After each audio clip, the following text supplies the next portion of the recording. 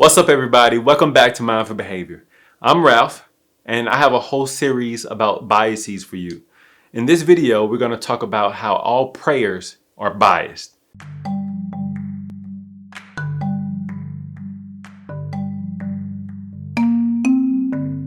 All prayers are flawed by our biases. That's a bold statement, because in your opinion, is God biased or unbiased? And if you say God is unbiased, would you say you're biased or unbiased? If you say God is unbiased and you're biased, that would suggest that there's a scenario where we can illustrate the difference between what God would do and what you would do as it pertains to being biased, right? So let's dive a little bit deep. Let's go right in right now. If we can agree that God can't die because he's neither alive or dead, because he exists outside of the realms of life or death, he created life and death. In the Christian religion, God created all things, so he can't die, right? By that acknowledgement, we can also agree that God wouldn't be afraid to die. Why would God be afraid to do something that he created? He won't die. God can't die, so he wouldn't be afraid of it. But since you're afraid to die right now, you have a bias towards living. This is a decent example of where we can see the difference between where God is unbiased and where you are biased. I wanted to throw that out there for you to get to my next point. You have your own biases. I have mine. We're not here to judge you for your biases. One of my biases are I am for humans not consuming dairy and gluten for the betterment of their health. That's my personal bias. Some people disagree with me. They love dairy. They love gluten. They think it's good for you. So that's their bias. We all have our biases, and no one person here is here to condemn you for what you deem to be important for your life, what you choose. But I'm also not giving you an excuse to continue to just be unaware and biased. This channel is obviously for your self-development, to become more aware of the self and to just make your life better by what you learn and what you know about yourself. So I'm just here to bring this to your attention, to help you be aware of what I'm saying so far, okay? Just be aware of that. Now, let's go deeper into this. Let's dive deeper into the abyss.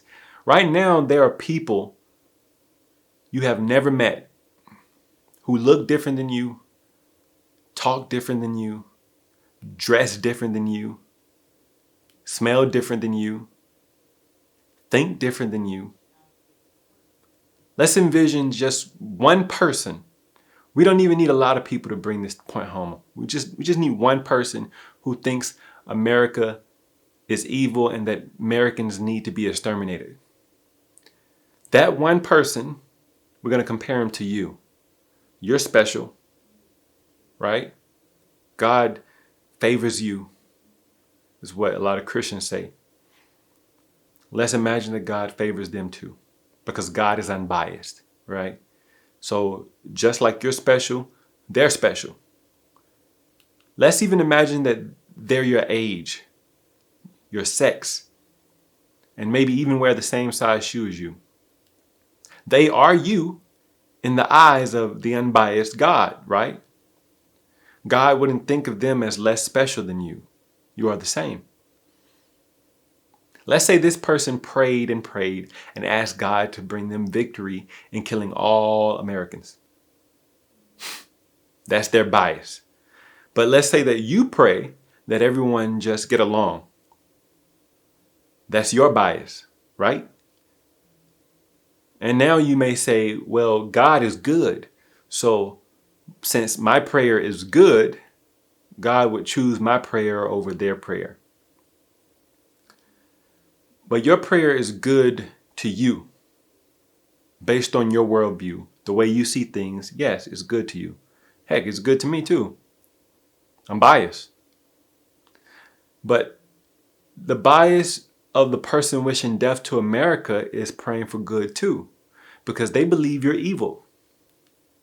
They believe you shouldn't be here and that when you are gone, the world is better off.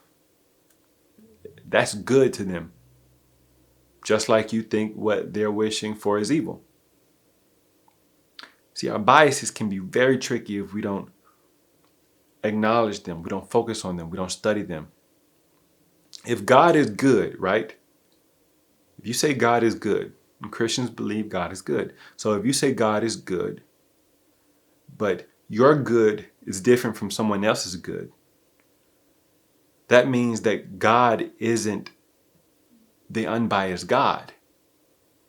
He's the God that you're making up based on what you think is good. The person you don't know who is screaming death to America is doing the exact same thing. They're making a God based on what they think is good. So what is God really if we're just all making up our own versions of God in our biases? He was like, my God. We always saying, my God. My God do this. You don't know about your God.